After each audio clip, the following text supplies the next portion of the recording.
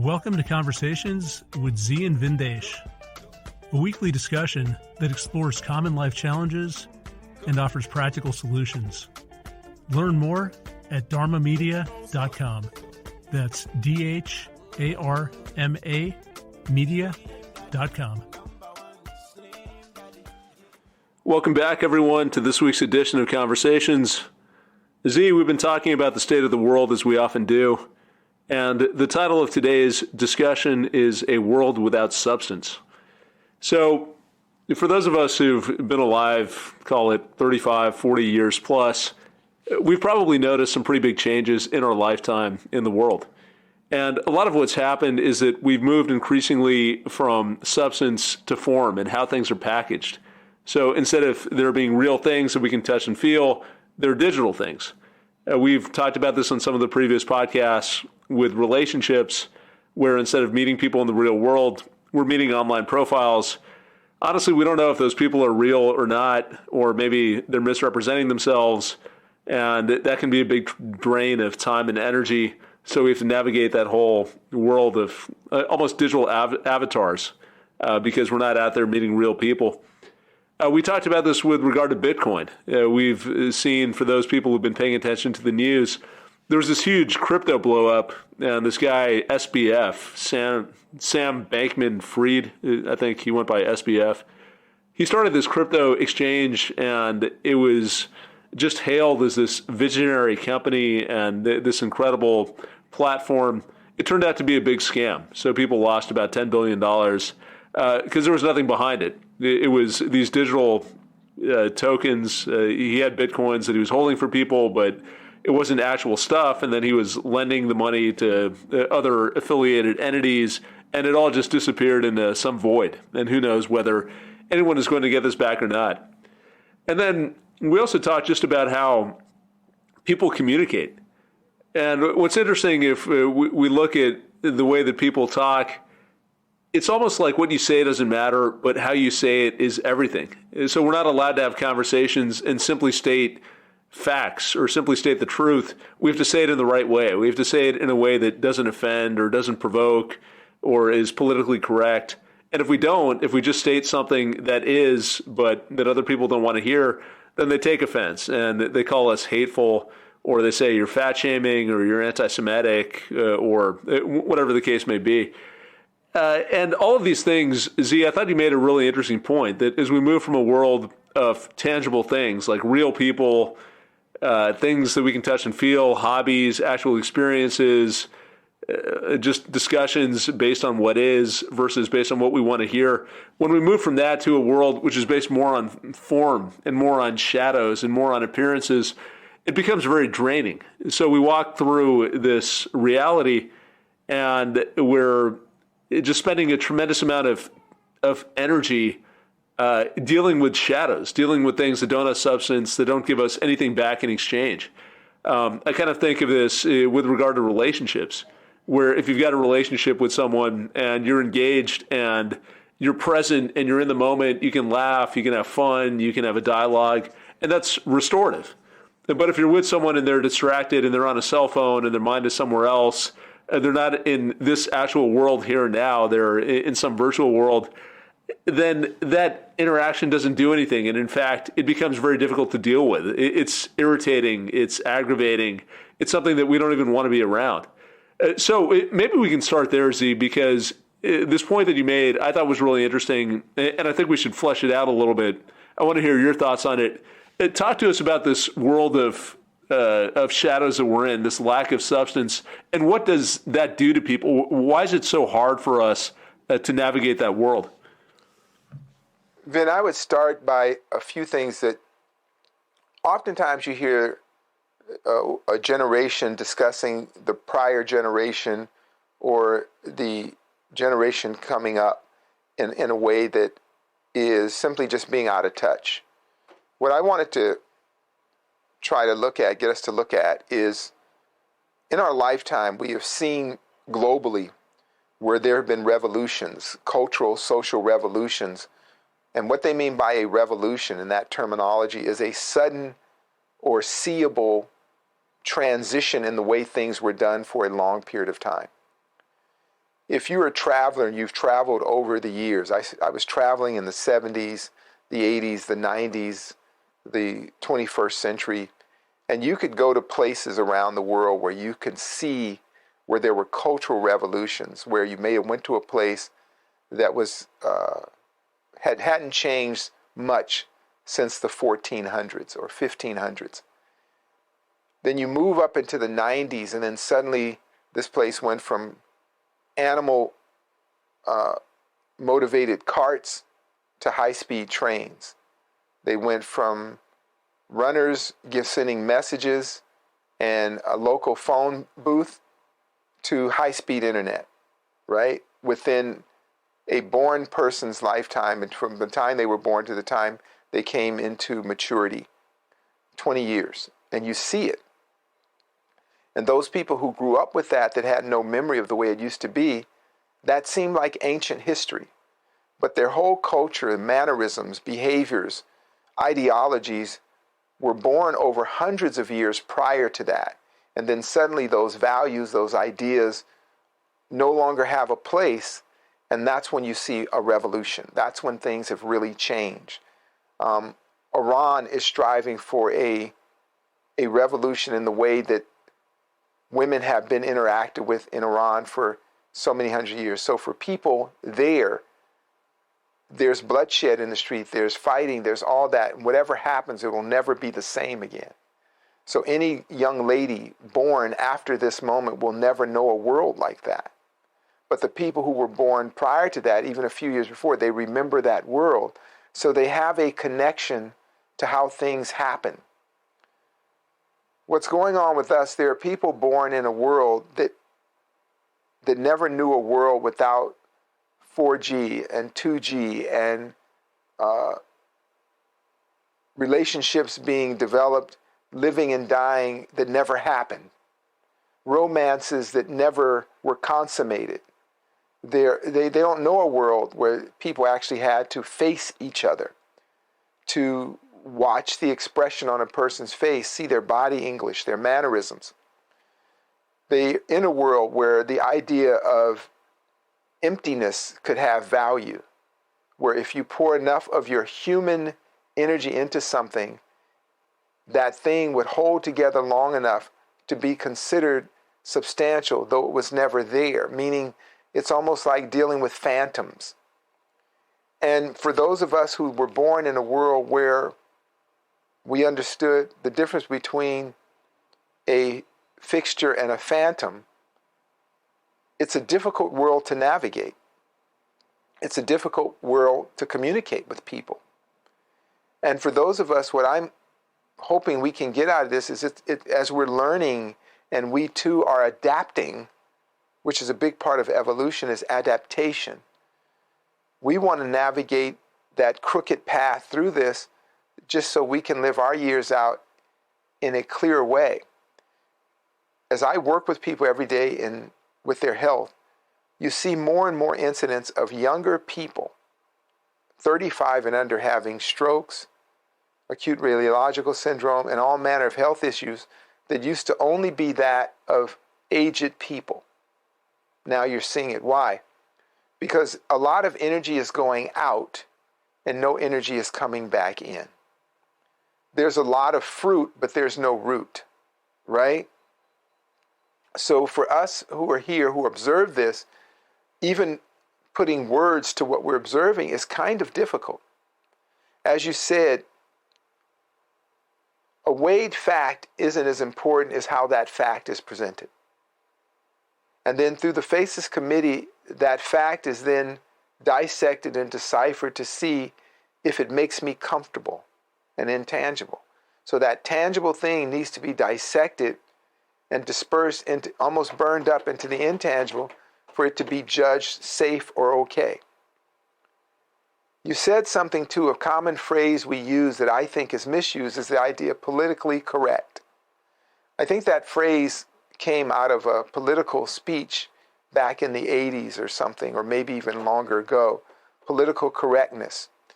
And where we lost that, what did they mean by politically correct? Politics meant diplomacy, correct diplomacy, correct way of conveying a message to many people so that we could get our point across. It's now become kind of a poison phrase that means it's more of a disparaging word or phrase now than I think it was originally meant to be. I could be wrong on that for sure. But if I think about that, trying to communicate with people in a way that they would not reject what you're hearing, listen to you long enough so you could get your point across before maybe you say a certain catchphrase or something, and all of a sudden, okay, the communication is shut down. So there is a value to political correctness, a limited value, because what I really want to do is be able to navigate the landscape of humanity in a way that I can get my point across, you can get your point across, without it being shut down because you feel offended or you don't like what was said. And you'll see that in conversations, that there will be catchphrases or words people will hear and they will immediately stop communicating. And by the way, even communication is no longer what it used to be. When you're sitting there scrolling through Instagram, scrolling through the internet, that's not communication. When I flag you on something, what's it called? When I send you something, when I want to send something, I see something interesting and I'm going to send it to Vin, which I've started doing because I too have been online and it's getting the disease. It's like a disease. So I see something interesting or topical, and for me, I'm hoping that it will inspire us in our conversations. But for many people, the feeling of pushing a like, sharing a post, is completely fulfilling. I don't find it fulfilling unless you let me know that you got something out of that. But I'm from another era where that back and forth, that communication, that communion of minds is kind of what the word means, a communion of minds, or the community of minds comes together and you say, oh, I like what you sent me, let's have a conversation. If that doesn't happen, then it's an empty, insubstantial, energy-draining action. And enough of that human energy is drained, there's very little of you left. That's what's really happening to people. When you see how quickly children get addicted to video games and they prefer that over building something or making something or engaging or enjoying the company of another person, that is because our humanity is being drained into this kind of cyber cesspool of nothingness. For those of us who feel that, who understand that, then we serve ourselves well by having time limits, pulling away from it, finding alternatives that include visceral and tactile activities to sit across from another person and engaging them without them sweeping their iPhone back and forth, right? Which is what Caitlin's doing right now, like an obsessed person. And you're seeing that more and more, so it's actually altering our brain function. It's altering our immune system. It's altering our skeleton in a way that is not auspicious, not healthy. For those of us who are opting out, we want to watch the signs of that. And I don't want to sound like it's this ominous negative thing that's around, because I do believe we can use this technology to benefit us. And we've said that before. But it takes a very grounded person to do it.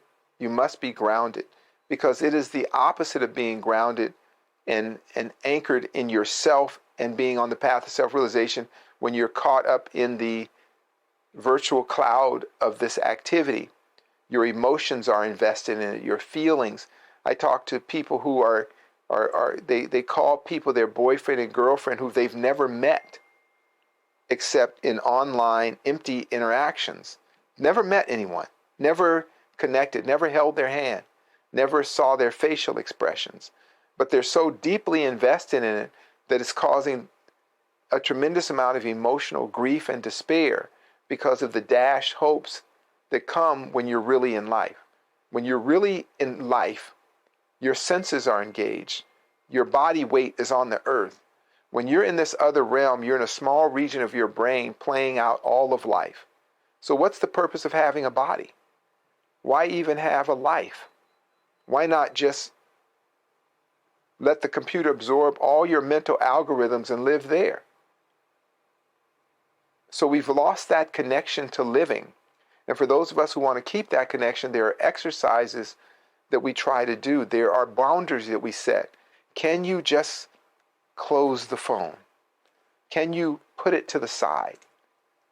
Can you not check it the minute there's an alert or a buzz that's not related to family or business or something?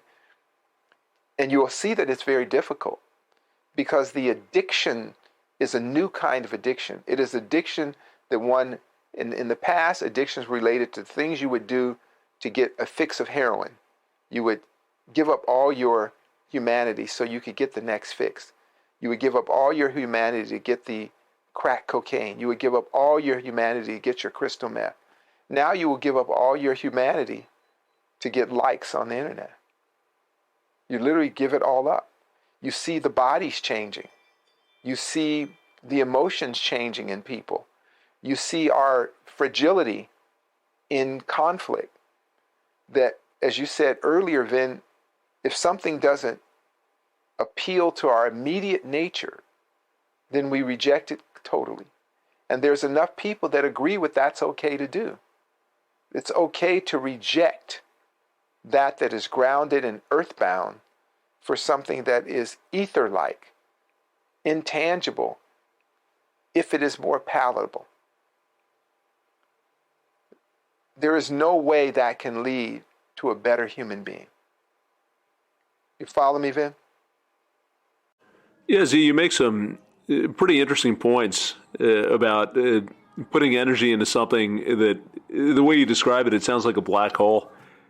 So you go online and you're chasing the likes or whatever it is, or you're just looking at Instagram reel after Instagram reel, and you keep on putting your time, your energy into this, and either you get nothing in exchange because there's no response whatsoever, there's no communication, or what you do get isn't worth anything. So you get the likes and you get the followers, but what does that actually do for you? And it's kind of funny as we're talking about this, because that's really what I've learned about social media with my spoken word project. The people told me that I had to build this online community and I've got to build a social media presence. And maybe I just don't get it. I'm the first to admit that I'm not that well versed in social media. So there might be better ways to go about this.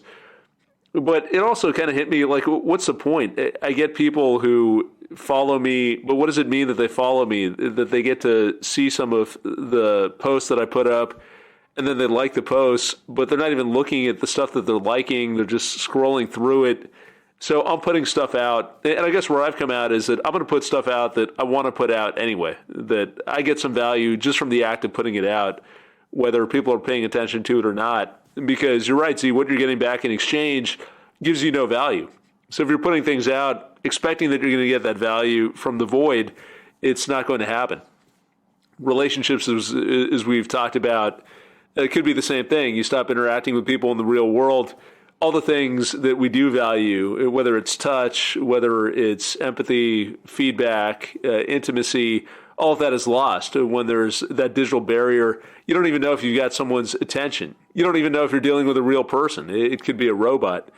So I agree that, I shouldn't say I agree. I mean, we started the conversation with this, but just the way you're describing it makes it much more clear why we're putting all this energy out there into things that don't have substance. And if they don't have substance, they're giving us nothing in exchange. And we basically walk around in this zombie-like state, because everything that constitutes our humanity, that passion, that creativity, it's being drained. It's being sucked from us on a daily basis. So if we take that as a given, and the other thing that we talked about behind the scenes before we got into the podcast is that we're not going to turn back. We can only move forward. We're not going to get back to a time before technology or before we got into this weird culture where people are afraid to say what it is and you have to say things in a certain way. That's just how it is. And maybe we evolve into something else, and 20 or 30 years from now, we'll be in a different situation. But we're moving forward and we're moving through this. We're not going to go back to some utopian time or some past time that maybe feels a little more familiar or comfortable.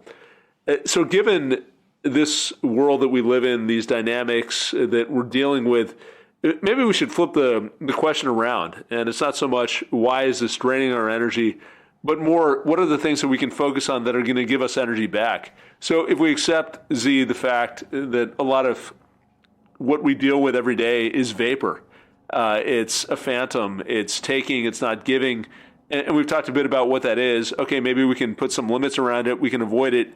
Where do we spend our time? Where do we invest ourselves? Talk to us a little bit about the sorts of things that are going to feed us and nourish us. Well, yeah, Vin, and just to cover some of what you're talking about, as I'm listening to you and you sharing and giving me feedback on what I said, I'm getting more clarity in the point that we're trying to do with this podcast. Because what we want to do is always leave people with something that promotes or provokes free thought, independent thinking. And that to me is the single most important thing that a human being can have on the path to self-realization, is to be able to think for yourself, to be able to sift through what is you and what is not you. What is you and what has been indoctrinated into you that is in opposition to your greater nature. And as you're talking, I believe that opt-outs are the resistance, like in the old Terminator movie, the resistance. What is the resistance for? It is just to be a human being. As I was listening to you, I thought about the number of people that have never spent a day on a farm, just in nature. I mean, have you ever spent time on a farm or just in agriculture, and there are the livestock or whatever is running around, or birds are chirping, and you get to interact with the land? And maybe I've been places where you get up in the morning and somebody brings you fresh water from a tube well, and you can see how humanity became human. To have to engage another human being in order to trade your resources and time for something that sustains your life, right? To be supported and understand the value of supporting another person and them nurturing you in return. All this is going away.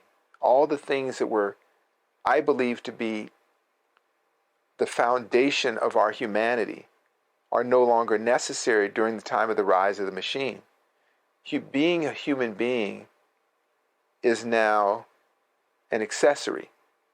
It is an upgrade of something else. It is a feature that you could or could not live with. And if that's the case, we can see why diseases of the mind and body are becoming more and more prevalent. Because, again, it's all going out and nothing's coming in. So what I mean is your flesh and bone goes out, but you're not trading it for anything. If you've ever had that thing, you ever been on the internets here and you've been on the web or whatever it's called, the whole thing, and you're just cruising through and you're looking at interesting, and you feel compelled to like something. Think about what it's done, how it's hijacked our emotions. Have you ever had that where you're looking at something, I better like this, I better hit the like button because I like this and I want them to know I like it? Or I listen to certain creators. Is that what you call them? Creators or info? And I'm listening and I may like what they say, and they'll say, smash up the likes, add more likes. And I understand why they're doing that. It makes sense to me because you want a lot of people liking you so you can get that advertising money. Is that right, Caitlin? That's how it works. So they tell you, like me. Then you realize that, oh, okay, I'm supporting someone who I value their word or whatever. But I've never interacted. I'll never get to meet this person. I'll never get to engage this person. I'll never really know if it's a person. And I take it back to when you used to read books, right? When people used to read books and there was a great author you liked. And you knew that author existed, but the opportunity to meet them may never come unless there's a book signing thing, right? They have book signings and everybody would go there and just let them know, hey, you hit it, you did it. That exchange of humanity. They used to have something called book clubs where you could interact with via letter and phone or whatever to people who shared a valued writer or author or something. Yet your humanity was still intact. There was something that you got back from that. That is now gone. That's missing because we have AI generating communication.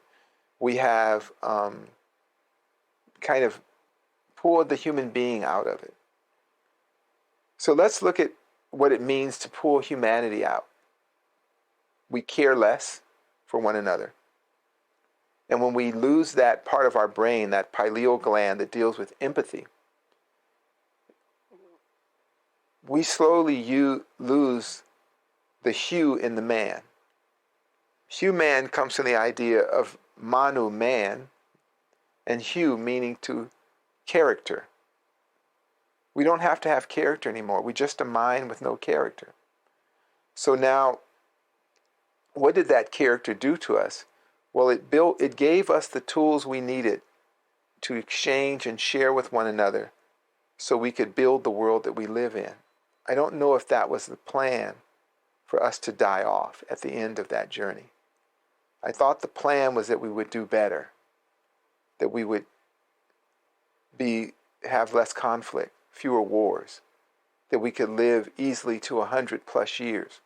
I thought that was where we wanted to go with it. At least years ago when this technology was coming up, wasn't it to free up our time so we could spend more time with each other?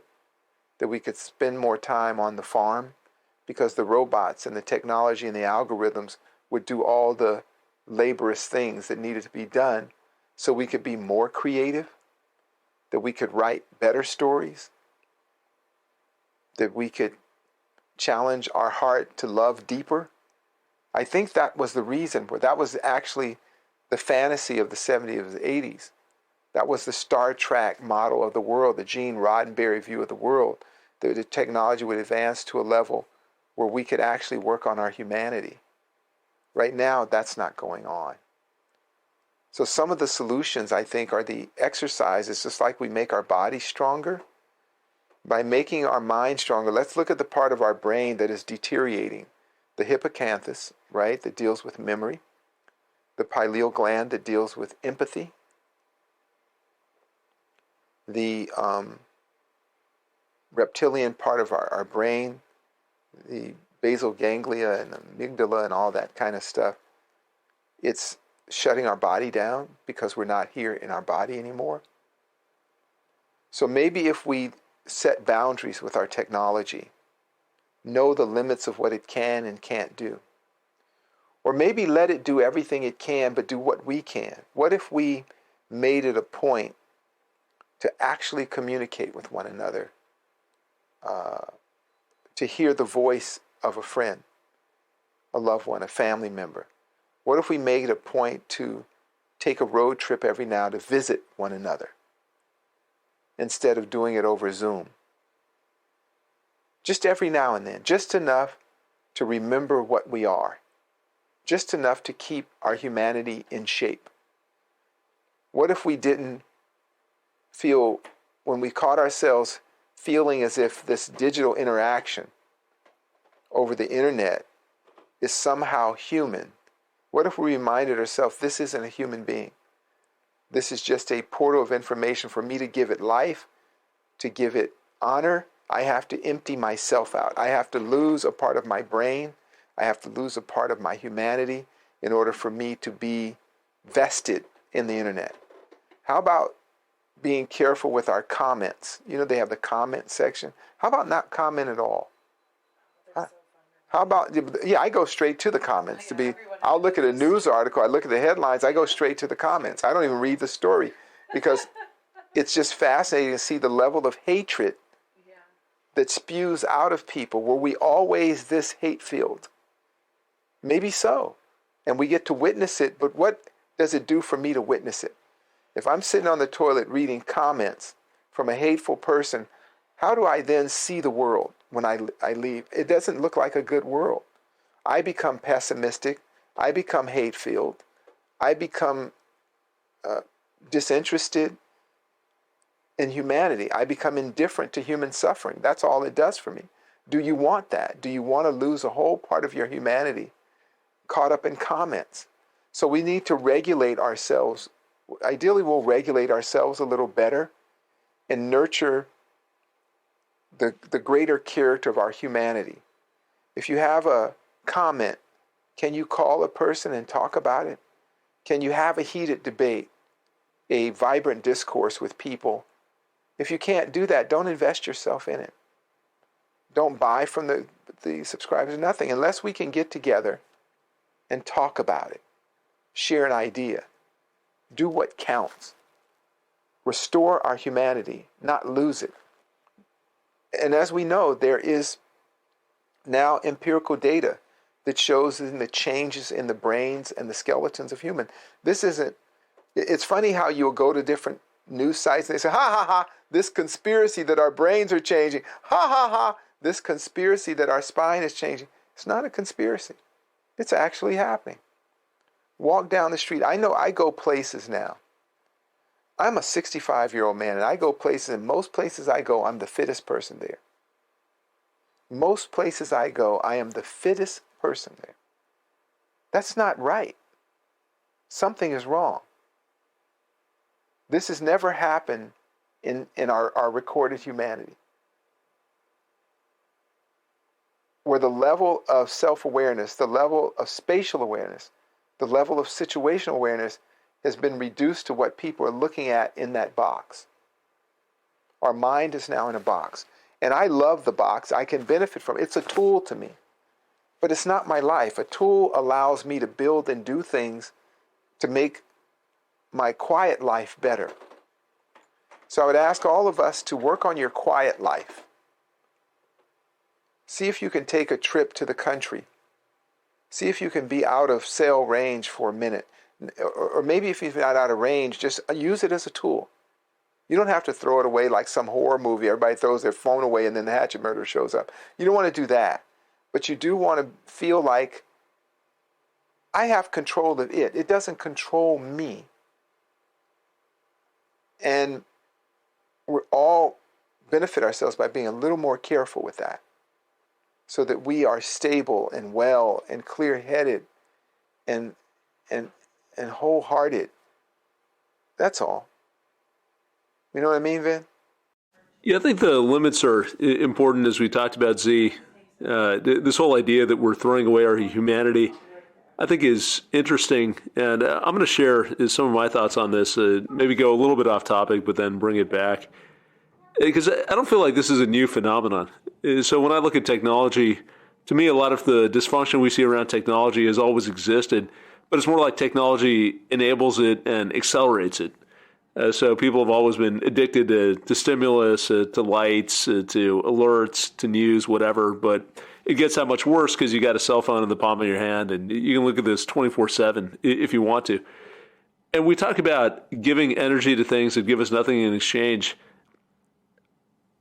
I feel like that phenomenon is a very old phenomenon. In fact, part of our Western culture demands that we do exactly that. You think about the idea behind the American dream, this idea of consumerism, of always going after more, chasing more, buying stuff as a way to, I don't even know what, but it gives you a quick high, or it gives you some sense of pride, or you need the next new experience, and you keep on going, you keep on chasing. I've always felt like that was a way to trade our humanity for something that provides very little in exchange. And it's exactly what you said, that we've got all of this greatness inside of us. We've got this light, this talent, this ability, whether it's to create things, whether it's to give back and help our communities, whether it's just to engage with other people, art, science, whatever it is, cultivate higher consciousness. We have that potential as long as our basic needs are met. So you take something like technology and you can use that to meet your basic needs, and then great, you've got time to cultivate a higher consciousness, to spend time on more of the things that actually make us human. But it's more that we go in the opposite direction. And this is something that's been in our culture for a very long period of time. You look at why people work, it's not about working necessarily to meet basic needs. Some people do that, but a lot of people, it's work because that's my entire identity, or work because I've got a lifestyle that costs so much damn money that I can't stop working. Otherwise, the entire thing is going to fall apart. and let me go and let me hang out with the right people. Let me be part of the right crowds. Let me wear the right clothes, go and vacation in the right spots, take pictures, share that with people. I mean, hell, even our Christmas card phenomenon. Every year we send out Christmas cards, which is basically an announcement of how great we are and how beautiful our children are and all the wonderful things that we've done. It's just this activity or a series of activities to bring us some validation or some momentary stimulus. And we spend a lot of time and energy seeking that. But again, my view is that that gives us very little in exchange. So it's a bad trade because we've been taught that life is about taking our humanity, which is very valuable, and trading it for things that are not very valuable. And that, Z, is something that I think has been around forever. Certainly before the start of my life. You grew up in a different country. Maybe you've got a different perspective. But when I think about Western culture, that seems like a fundamental part of Western culture. And in fact, we had discussions about this years ago. We talked about the original error. What is the original error, the mistake that people are making? It's this idea that I'm going to chase things that bring me fulfillment. I'm going to dismiss what actually is valuable in favor of what gives me no value. And that is the source of all of the problems that we have. And then the worse you feel, the more that you chase, and the problem just keeps on getting worse and worse and worse. And so we have to really understand what makes us human and feed that humanity. And yeah, maybe the technology makes things worse, but that tendency has always been there. So just some thoughts that are going through my mind. I mean, I'm curious, how do you see this if we go back in time? Do you think that we're in such a different place today than we used to be? Or is it more that maybe it's some of the same basic trends and they've just taken on a life of their own? What are your thoughts? Well, Ben, what comes to mind when you talk about that is reflecting on what we know historically and observing society. And I want to be really clear that I am not anti-technology. I'm very aware that when they invented the telegraph and even the newspaper, they talked about when they came out with the printing press, people worried that too many people would have knowledge and then they wouldn't be happy anymore or whatever. So there's always been these naysayers and people who foresaw dread with any new technology. They thought that automobiles would do all sorts of things and the horse-drawn carriages would be this way, or trains. And there's always, and I'm reflecting upon all that as I speak. And what I'm saying as a health practitioner, and with our mission here being mitigating human suffering, I look at all those things and was it better or was it worse? There's a pro and a con. There's a good and there's a bad. And how should we manage it? How can we turn the worst of things into the best of things? Well, as we are now 80 billion in our population, and let's say half the Earth's population is immersed in the World Wide Web, just immersed in it. And we look at some of the new challenges of humanity, basic things. We can now look back over a 20-year period since the rise of the machine. Has it been better or worse for us? Or to what degree has it been better or worse? And I just want to sound the alert, not the alarm, that as you look at your physical, emotional, and social well-being, how can it be better? There is a desert of intimacy. I believe the divorce rate has gone up drastically in the last 10 years or so. A lot of the complaints are the lack of intimacy, the lack of connection, and the other highest complaints are issues of finance, materialism, and consumerism. So if we're seeing these kinds of things, what could we have done different? What was the causality of that? The military cannot field military people. And again, I'm not saying this to be pro or anti-war, but the military is a gross indicator of the status of a society where you don't have enough healthy young people. Not only their physical health is poor, but their mental health is of a point where they cannot work together in the military. Forget war, they can't work together. What was different? What was different? I just look at causality. The same way you would look if you go into a town and half the people have cancer. I want to look at the water supply. I want to look at the industrial complexes compared to maybe a town or two over that doesn't have a high level of cancer or autism in children or whatever. We want to look at causality. And because we are not the way that we have used our devices without self-regulation, it is changing us in a way that maybe isn't the best way we want to be or reaching our higher potential. You see new phenomena of people who are losing their grace because of their attachment to this technology. These habit, and is it in humans' nature to be habitual? It's in our nature to be habitual. The brain loves to do things that it's used to doing that's efficient.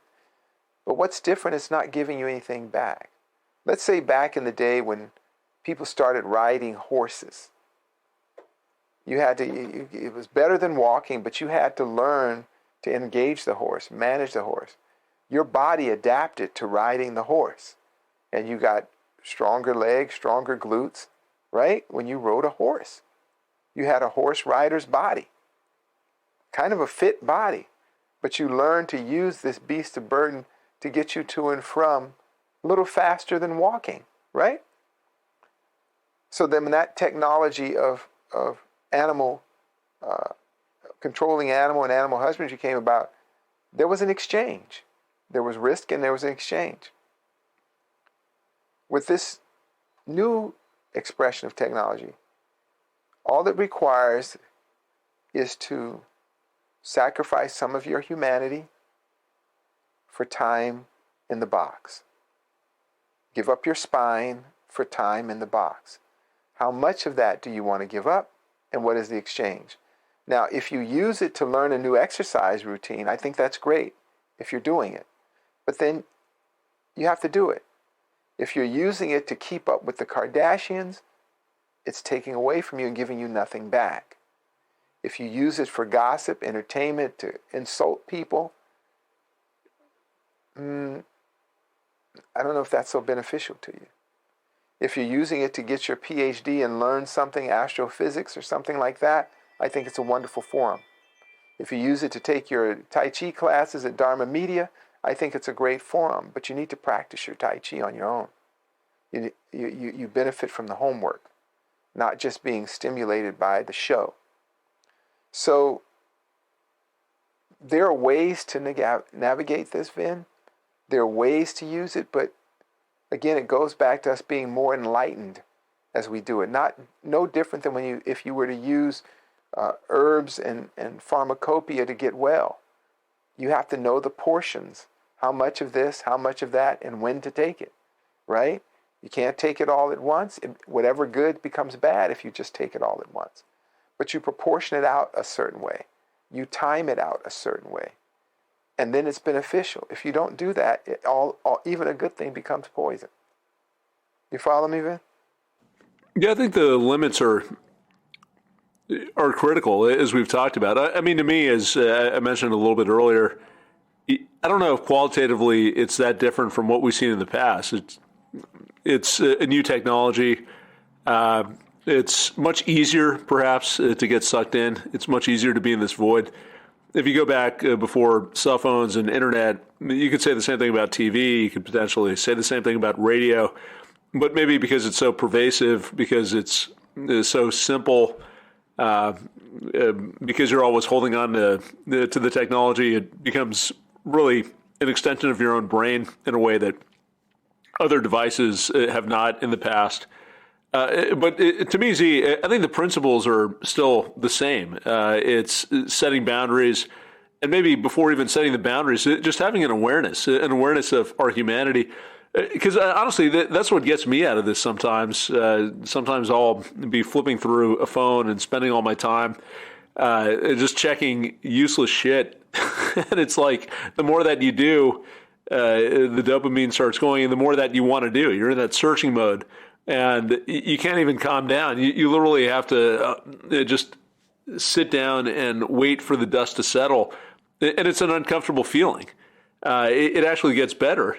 So once the dust does settle and you've got some peace of mind and some clarity, you're like, okay, great. Now I feel good. But until you get to that point, it's hard because your natural impulse is to keep on going.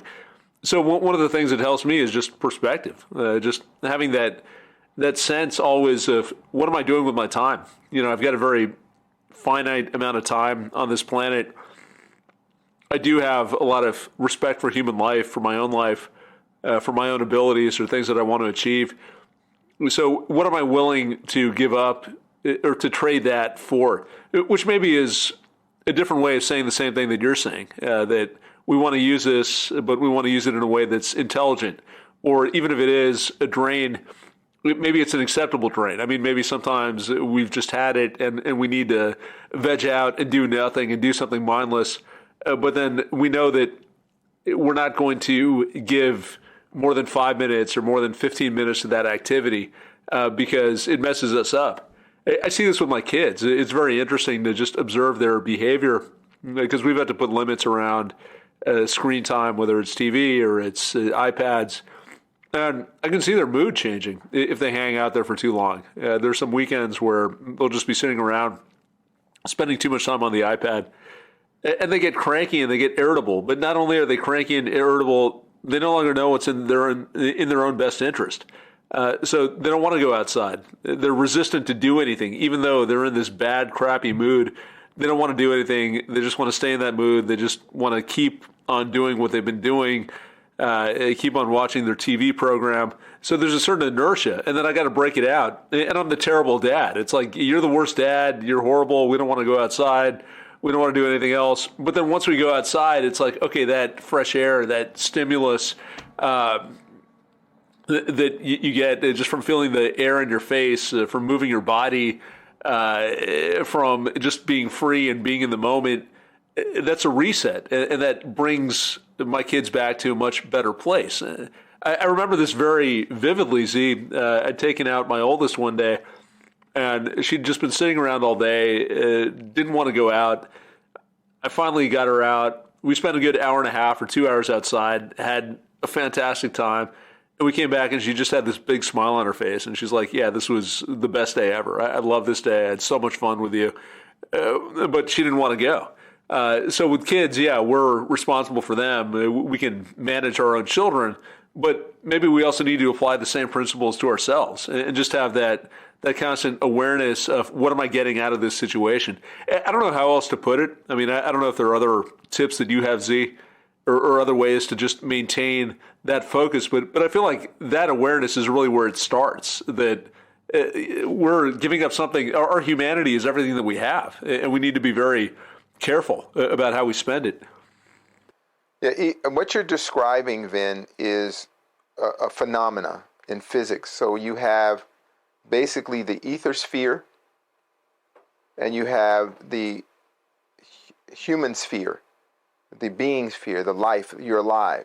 When you're out there walking in the park, or you're doing that, when you took your daughter out, you grounded her. She was back into the earthosphere, not the ether sphere. And that earthosphere is grounding, and that's where humanity flourishes and goes through its cycles of humanity. In the ether sphere, it's only a catabolic cycle. So you can call it the nothing time and the something time. So when they tell you your screen time was 3 hours or 4 hours or 2 hours, that was nothing time. That was the ether sphere that was draining your humanity, draining your earthosphere, your grounded time. And that's why it is so unhealthy. So we have to have a harmony of that. We have to have more grounded time, earthosphere. We are here. We are alive. We are human beings experiencing life at a rapid pace. We have a short lifetime. If we're lucky, we get 90, 100 years on this planet, and you get so many hours and days that you're doing something. That something is being human. I would say for those of us who are opting out, a formula to balance us out, to harmonize us, so to say, is to know when you're in earthosphere. Know when you're here. And so when you're with your family, your beloved, your friend, practice not being on the phone. Practice not scrolling on the phone, looking, or whatever device you're using, your iPad, your Galaxy, whatever it is, just put it away. And observe first, identify, process, integrate. Observe your agitation when you do it. Ask your partner to put away their phone and see if they yell at you like your kids yelled at you. Will they snap at you like an angry crocodile? Or will they say, thank you, I was so away from earth. I was so out of humanity. I'm glad you brought me back to life. What you'll probably get first is a lot of resistance. No, I just got to do one more thing. I'm at work. I hear that from my nephew all the time. I'm working. No, you're not. You're just scrolling. And you're laughing and giggling and talking to these robots that are in some server somewhere. And if you say, just put it down, just put it down. Sometimes I do that in my home. I'll come in the house like crazy. I just want to see my kids and my wife, and everybody's on some kind of device. I'll say, just put it down. And there's a moment of just sheer agitation, anger. And imagine that you're angry at a person that will only be in your life for a short time, that you supposedly love and adore, but they've pissed you off because they've taken you away from nothing. They've taken you away from absolutely nothing. It didn't advance your life. It didn't educate you. It didn't inspire you. It didn't make you a better person. It didn't make you jump higher and run faster. It did nothing for you. And they're asking you to put it down. With your children, of course, we go through it because it's an excellent babysitter. It's the next best babysitter to NyQuil. You know what I mean? You give the kids NyQuil, they just pass out. You give them the iPad, they're just gone for a while. It's an excellent babysitter. But it's nothing time. And the more you get comfortable with that babysitter, the more you corrupt your family's intimacy. So I would say for us, we want to spend more time in the earthosphere. Are you here with me? I'm finished with my day. I'm going to put away the phone. I'm going to put away my personal device, and we're just going to hang out. How awkward is that? How uncomfortable does that become? Imagine that becomes uncomfortable. That's what it's doing to us. So life is more uncomfortable than death, because death is empty and vapid and without energy. Life is filled with energy, a constant exchange of energy and action. So again, boundaries. Yet I would say, let us all do a challenge, and I'll participate in that challenge. Can we put it down?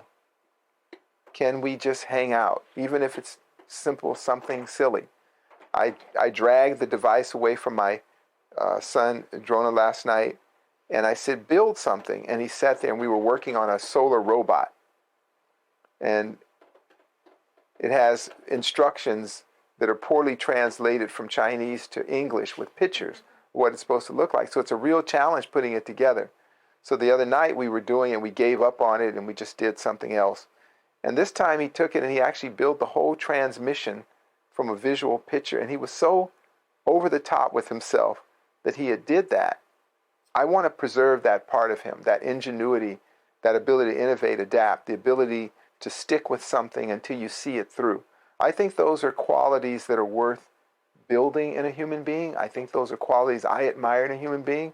But we won't do it on the phone. We won't do it online. We won't do it scrolling and scrolling. It's hijacking our mind. And if we don't need, and you don't need a body for that. Soon they'll have the technology where simply looking at the device through AI, you can guide it to where you want to go. You can scroll with your eyes. They're already working on that. That you can scroll with your eyes. Isn't that something? So you won't even have to use your hands. So why will you need hands? You sure as hell don't need a straight spine. So now we sacrificed our posture. But I'm saying, let's use that technology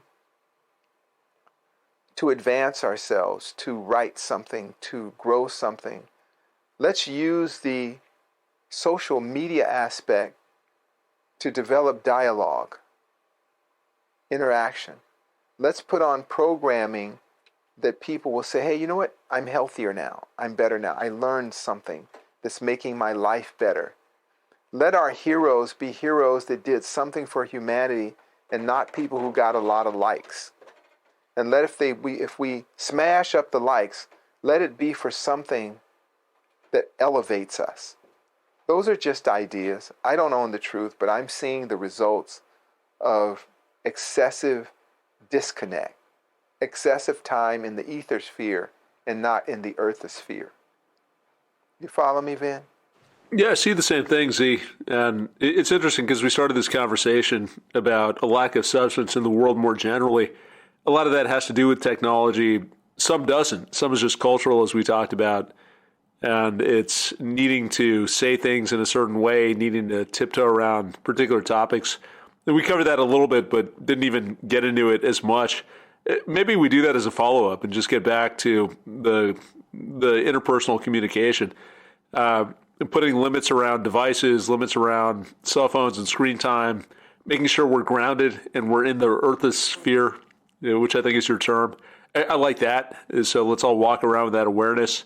But I also want to explore maybe on the next podcast, a little more around the communication side, which we've talked about before, but it's also part of this form over substance world that we're all trying to navigate. Well, for sure, Vin, that's going to be something we'll stick to, and let's kind of lead into it. Is one of the reasons that I talked about the ether sphere, the intangible, why we value that so much, the emptiness, and not the empty vessel of Taoism where you put something in it, but it's just because our minds are being hijacked and we're filling it in with all of this noise coming in from who knows where. And that's where we're getting this kind of vapidness that you even can go to news stories where you're interested in some world event or something, and they'll say, well, we have to respond to a commenter. Joe 44 said, why do we care what he said? Why do we care? That's not going to advance us in any way. And so the more that we give stock to bit consciousness, bit people that don't exist, the less real, tangible human commerce we have. I don't care what some disembodied commenter said. I don't even want to comment on his comment. I want to learn something. I want to grow. I want to challenge myself. And so we're getting into a world where there's no challenge. Where unreal is real and reality has no value. I want to be in a place where we admire people because of what they've given to humanity and how they bettered our lives, not because they were just there and got likes and provoked exchange like that. Doesn't advance us, man. And it causes a lot of the challenges we're seeing today in all areas of life. But those of us who are opting out, we can navigate through this. We can find our way to the farm, so to say. Find our way to a better place. You follow me, Vin? So we'll talk about that next time. Yeah, sounds good. Find our way to the farm. I like that. We can put that on a t-shirt. That's a cool slogan. There you go. Get it at merch, dharmamedia.com. Go to our merchandise. We'll have it. With the 3 vinegar tasters, finding our way to the farm, all those good things. Right from my mouth to your t-shirt. Copyright 2022. All right? If you enjoyed the show, please consider leaving us a review on Podbean, iTunes, or your favorite podcasting app. Each 5-star review helps us bring you more unique and insightful content. Learn more at dharmamedia.com. Peace.